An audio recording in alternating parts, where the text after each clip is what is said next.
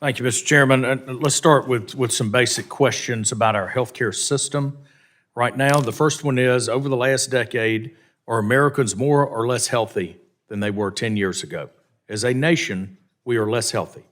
Number two, have healthcare costs gone down or gone up over the last decade? The answer is they've almost doubled for the individual family. So we are less healthy and healthcare costs are up. Thirdly, we have way too many of our fellow Americans that they may have access, but they are not utilizing the healthcare system.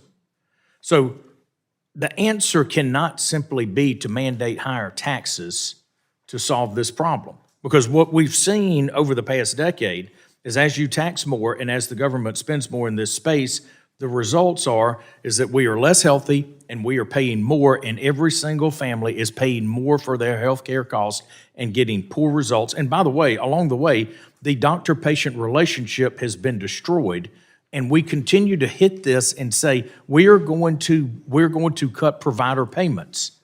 I think we should all recognize that when you force a private practice physician to sell to a hospital, productivity goes down and costs go up. That's irrefutable.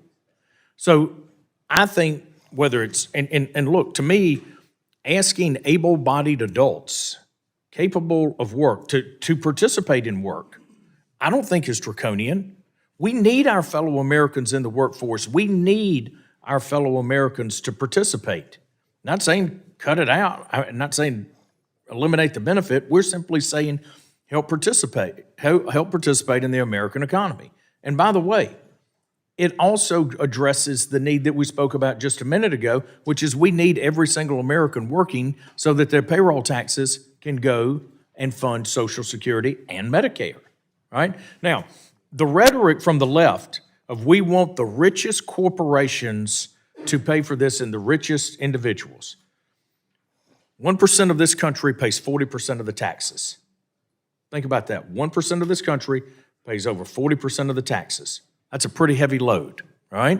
Now, I also think that if you look at the last provision that was offered and under the Medicare side and say, if you're over $400,000, keep paying, that's going to hit almost 1 million small businesses. Almost 1 million small businesses. We should add small businesses to the most vulnerable in our society right now. We should.